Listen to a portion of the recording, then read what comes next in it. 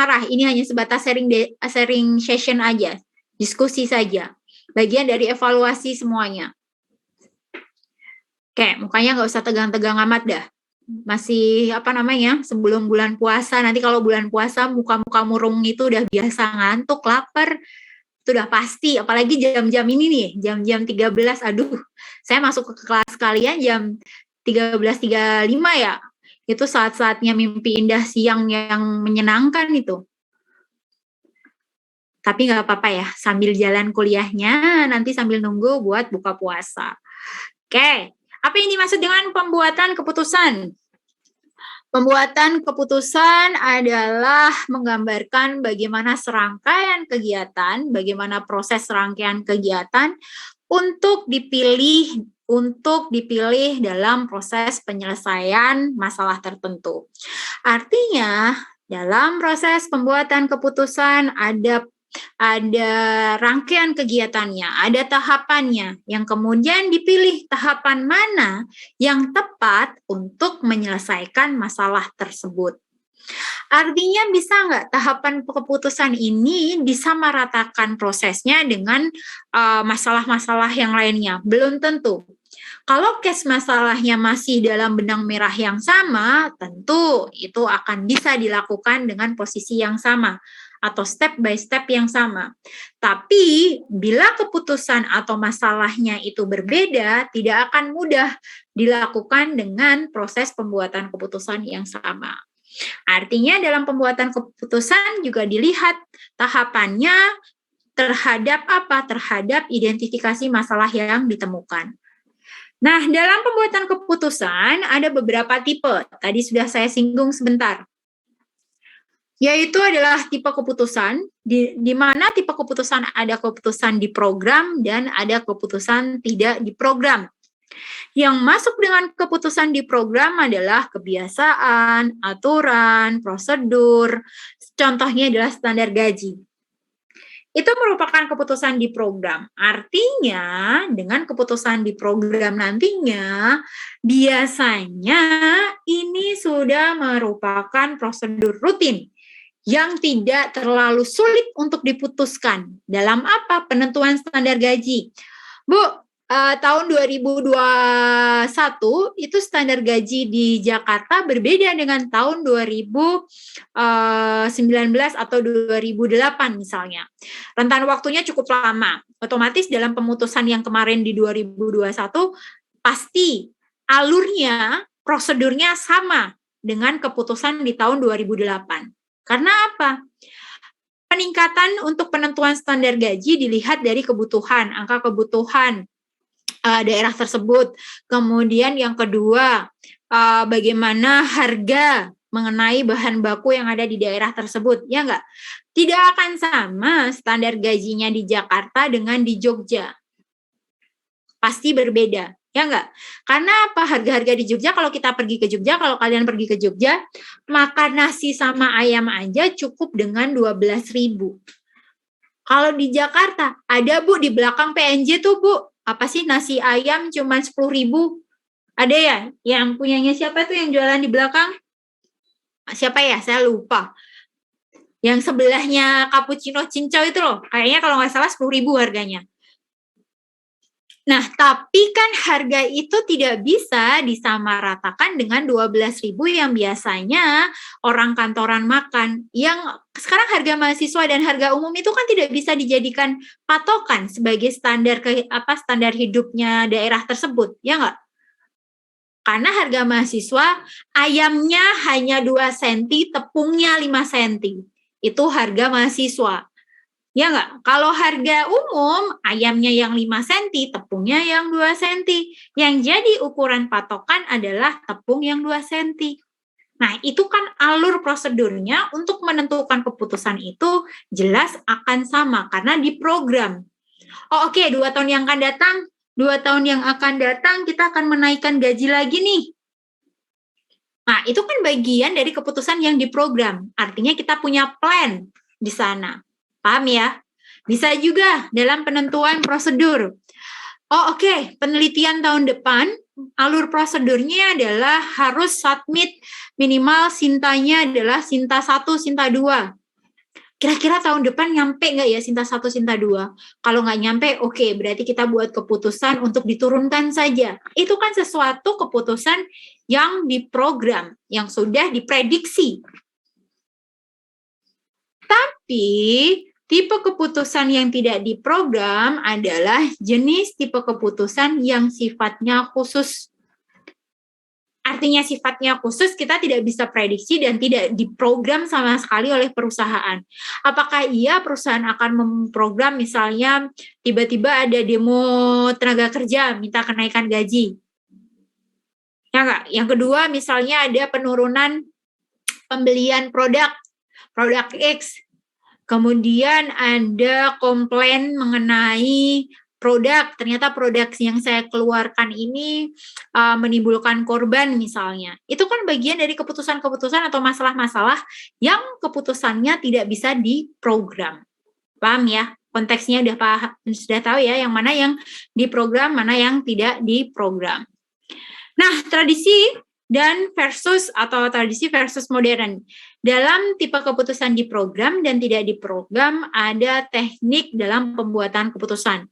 Tekniknya ada teknik tradisional dan teknik modern. Kalau diprogram, teknik tradisionalnya adalah pengambilan keputusan biasanya berdasarkan dengan kebiasaan. Kemudian berdasarkan dengan prosedur rutin. Berdasarkan dengan struktur organisasi. Artinya kalau berdasarkan dengan struktur organisasi, yang bisa mengambil keputusan itu adalah pimpinan puncak misalnya.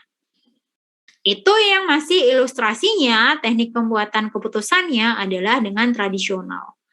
Kalau dengan modern adalah menggunakan pengolahan data elektronik dan menggunakan teknik riset operasi.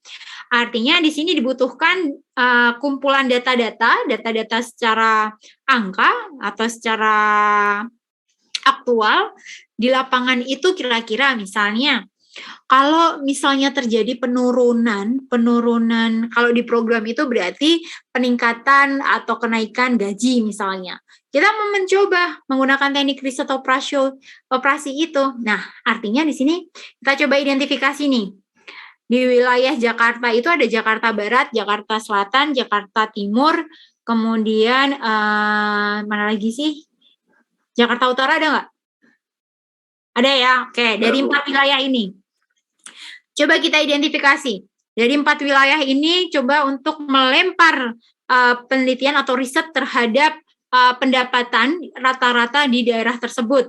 Pendapatan rata-ratanya berapa? Pengeluaran rata-ratanya berapa? Kemudian dalam sehari kalau kita mau makan per harinya kita butuh berapa? Berapa ongkos yang dikeluarkan? Semuanya dikumpulkan. Nah, dari data yang sudah dikumpulkan ini, coba untuk dianalisis dengan menggunakan teknik riset operasi. Nah, nanti kita akan membahas yang dimaksud dengan teknik riset operasi itu seperti apa. Yang jelas kalian sudah membedakan bahwasannya di program dan di tidak program ada 2 teknik. Teknik tradisional dan teknik modern. Untuk kategori tipe keputusan tidak diprogram, teknik tradisionalnya adalah dengan kebijakan institusi. Sama halnya misalnya, karena terjadi pandemi COVID, banyak hal-hal yang menjadikan kita harus membuat keputusan untuk pengelolaan organisasi. Contohnya sistem kerja. Kemudian contohnya pengelolaan SDM.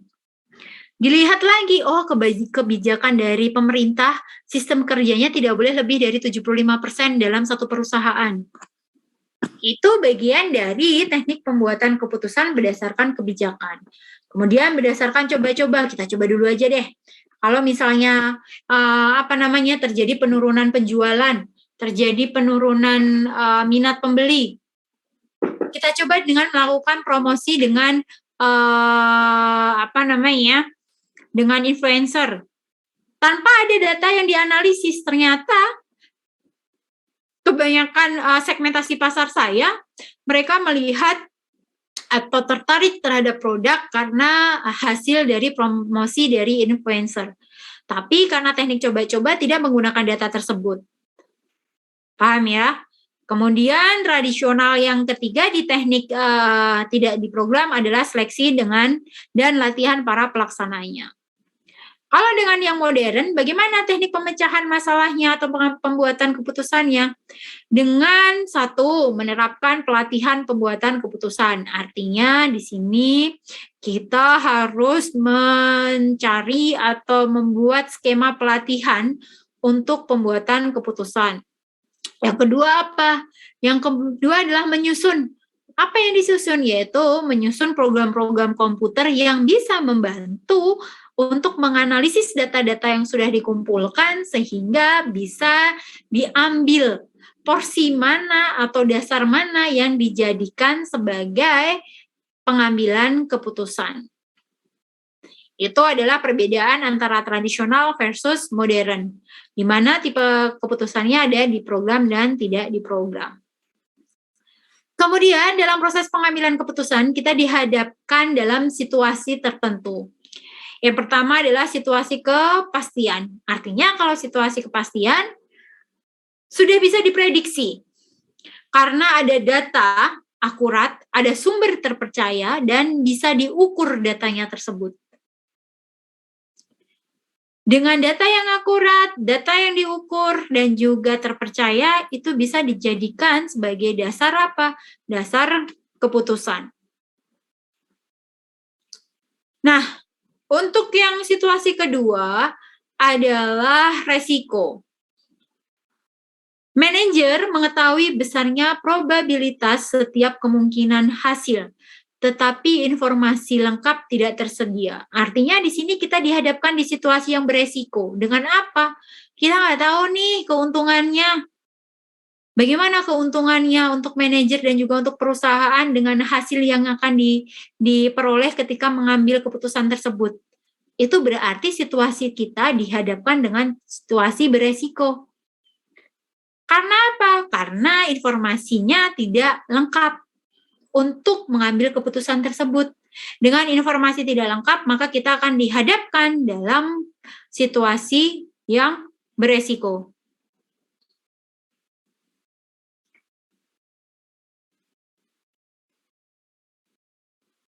Yang ketiga adalah ketidakpastian.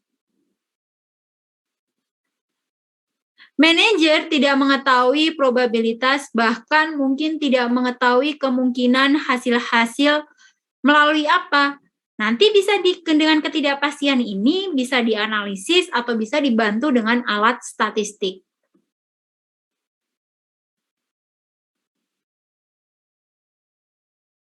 Nah, ketika manajer sama sekali tidak mengetahui probabilitas dan tidak mengetahui atau tidak bisa memprediksi kemungkinan-kemungkinan yang terjadi, maka manajer dihadapkan dalam situasi ketidakpastian.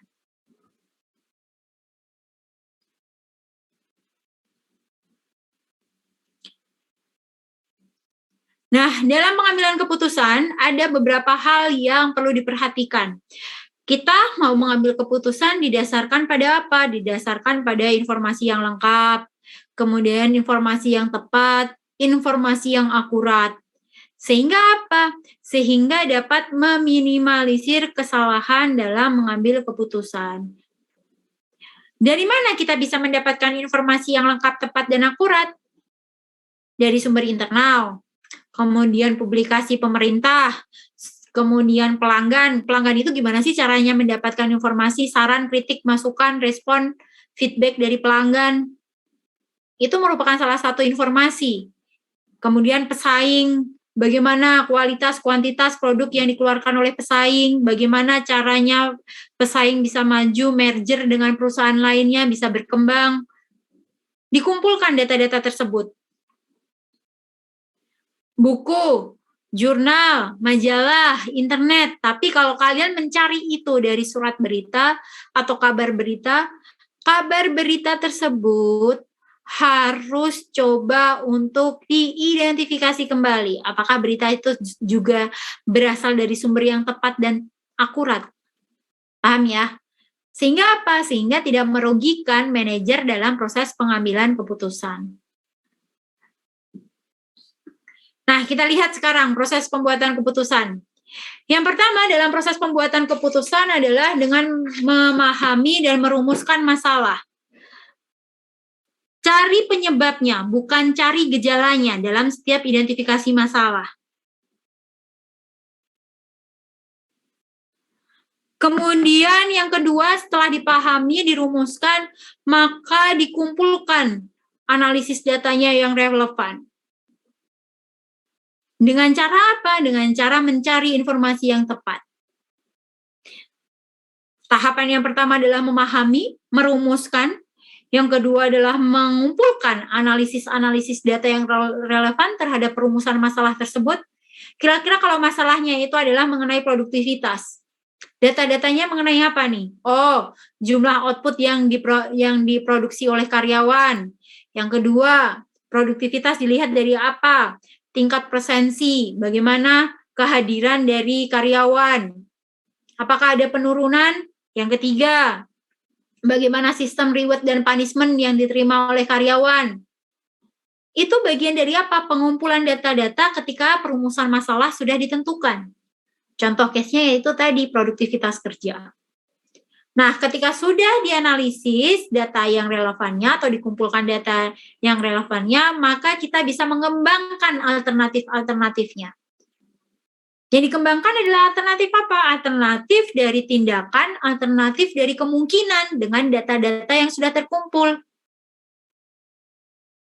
Nah, dari alternatif pengembangan alternatif, maka kita bisa melakukan evaluasi alternatif mana yang harus diambil.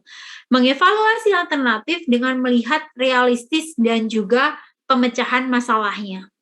Apakah alternatif ini sesuai dengan konteks masalahnya dan masalah bisa terpecahkan? Apakah realistis bisa diimplementasikan, bisa diterima untuk dijalankan keputusannya? Nah, baru pemilihan alternatif yang terbaik diperoleh ketika sudah melakukan evaluasi alternatif. Nah, yang terakhir dari pemilihan alternatif adalah mengimplementasikan keputusan tersebut. Keputusan tersebut seperti apa? Oh, oke, diterapkan keputusan tersebut ternyata cukup bagus atau cukup bisa menjawab, memecahkan masalah, menjadi solusi yang tepat. Kita tahu itu dari mana? Dari tahapan yang terakhir, yaitu adalah evaluasi hasil keputusan atau feedback atau monitoring. Paham ya? Nah,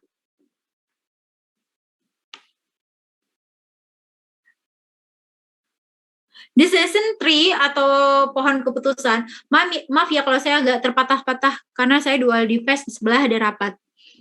Decision tree atau pohon keputusan, apa yang dimaksud dengan decision tree atau pohon keputusan? Tadi tahapannya jelas nih. Pemahaman, pengumpulan data, pengembangan alternatif, kemudian evaluasi alternatif, pemilihan alternatif, implementasi sampai evaluasi. Nah, pohon keputusan dipakai sebagai apa? Sebagai salah satu metode. Metode untuk mempertimbangkan atau memprediksi alternatif tindakan dan alternatif apa kejadiannya. Kita lihat sekarang. Bawa payung, tidak bawa payung. Masalahnya adalah mendungnya terlalu gelap. Ketika mendungnya gelap, permasalahannya adalah mendung gelap. Kalau pas mendung gelap seperti ini, ada alternatif tindakannya. Yang pertama tindakannya adalah bawa payung. Yang kedua, alternatif tindakan satunya tidak bawa payung. Tapi kita bisa menentukan, mengidentifikasi alternatif kemungkinannya. Kalau tidak bawa payung, kemungkinannya adalah ketika masalah ini mendung gelap, kemungkinan alternatifnya adalah hujan dan tidak hujan. Ya enggak? Masalahnya adalah mendung gelap nih. Tapi masih ada kemungkinan terjadi hujan dan tidak terjadi hujan. Nah, dari ini kita lihat apa yang akan kita lakukan. Alternatif tindakannya adalah bawa payung dan tidak bawa payung. Bisa nggak, Bu? Kalau alternatif tindakannya ketika mendung gelap, saya naik mobil atau saya naik motor? Bisa. Konteks permasalahan dalam di sini adalah kejadian berikutnya kalian mau ngapain dengan mendung gelap ini? Berpergiankah? Atau hanya pergi ke toko sebelah? Kalau pergi ke toko sebelah nggak mungkin kan kalian bawa mobil, berarti cukup bawa payung sama tidak bawa payung. Ya nggak? Kemudian prediksi alternatif kemungkinannya adalah hujan dan tidak hujan. Ketika saya bawa payung, kemudian nanti kemungkinannya hujan, berarti saya akan tidak basah. Tapi kalau saya bawa payung, kemungkinan tidak hujan, maka saya akan repot tenteng-tenteng payung kemana-mana. Ya nggak? Nah, kalau alternatifnya tidak bawa payung, kemungkinannya adalah hujan. Kalau kemungkinan hujan, maka saya akan basah.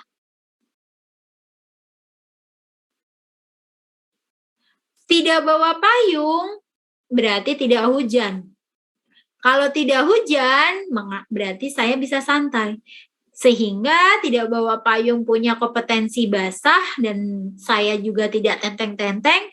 Kalau bawa payung pun punya kompetensi apa? Tidak basah, tapi saya harus tenteng-tenteng. Kalau dalam kondisi seperti ini kalian lebih prefer yang mana?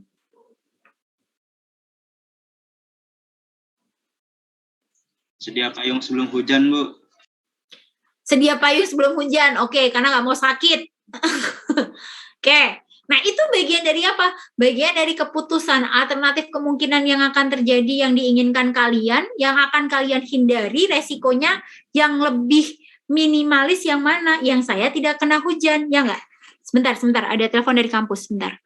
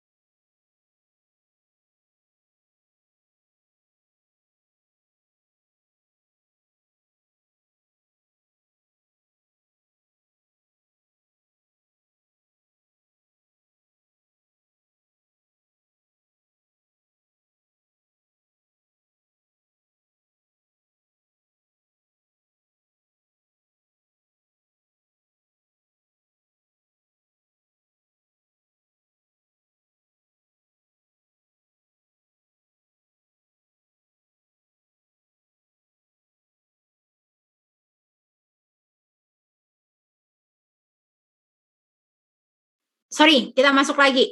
Maaf. Kita masuk lagi di pohon keputusan. Nah, dalam pohon keputusan ini ada beberapa keterlibatan dalam pembuatan keputusan, yaitu keterlibatan formal dan keterlibatan informal. Keterlibatan formal adalah seperti penggunaan kelompok dalam pembuatan keputusan. Kalau yang informal adalah seperti permintaan akan gagasan-gagasan dari bawahannya. Oke, di hari ini saya hanya akan masuk sampai dengan slide 10. Masih ada sisa waktu. Kalian ada tugas yang nanti disubmit di pukul 9. Kalau tadi di kelas sebelumnya pukul 8, kalian pukul 9. Kalian mencoba untuk membuat decision tree. Masalahnya dari mana? Identifikasi masalah dari sebuah perusahaan. Buat alternatif tindakan dan alternatif kemungkinan dari masalah yang ada di perusahaan tersebut. Boleh dicoret-coret saja pakai kertas, nanti difoto, dimasukkan, atau di-submit di learning, atau mau menggunakan Word, silahkan. Kira-kira apa nih masalahnya? Daripada kalian ngawang-ngawang, hanya memprediksi masalah-masalah saja, coba kalian cari berita yang valid, kemudian identifikasi masalah itu, kemudian buat keputusan atau alternatif tindakan dan alternatif kemungkinan. Yang ditanyakan lagi adalah, Bu, bisa nggak kalau alternatif tindakan itu bukan hanya 2? Bisa. Kalau di contoh ini memang hanya 2, tapi bisa nggak ini alternatif pohon ini jadi 3, jadi 4? Bisa jadi. Tergantung dari apa? Konteks masalah yang ingin kalian pecahkan. Paham ya?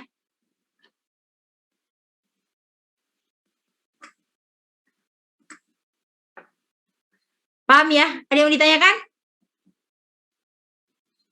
Oke, kalau tidak ada yang ditanyakan, masih ada sisa waktu sekitar 30 menit untuk disubmit, tapi saya memberi kelonggaran untuk disubmit sampai pukul jam 9 malam. Di pertemuan besok akan kita bahas hasil dari pengerjaan tugas kalian, kemudian kita selesaikan slide ini, dan jangan takut slide ini akan saya sampaikan di e-learning. Oke, sepakat ya? Ada yang mau ditanyakan? Saya izin bertanya, Bu. Boleh. Serah. Jadi nanti itu kita di situnya ditulis dulu ya, Bu, masalahnya apa? Masalahnya ada di kotak pertama, kemudian baru alternatif tindakan. Ini saya share lagi ya. Oh iya. Masuk? Masuk, Ibu. Nih, di sini ditulis terlebih dahulu masalahnya.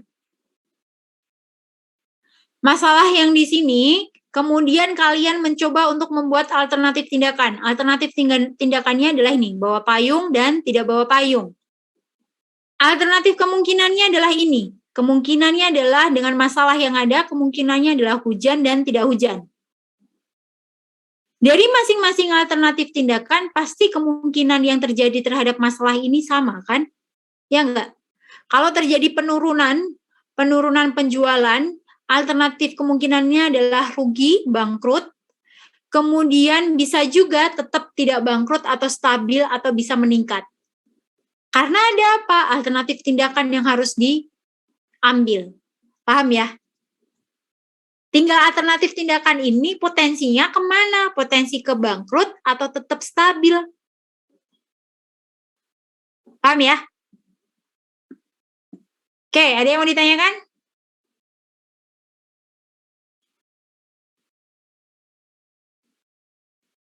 Ada yang mau ditanyakan? Tidak? Aman? Aman ya? Oke, kalau aman, saya akhiri perkuliahan hari ini. Terima kasih atas waktu dan kesempatannya. Terima kasih atas sharing discussion.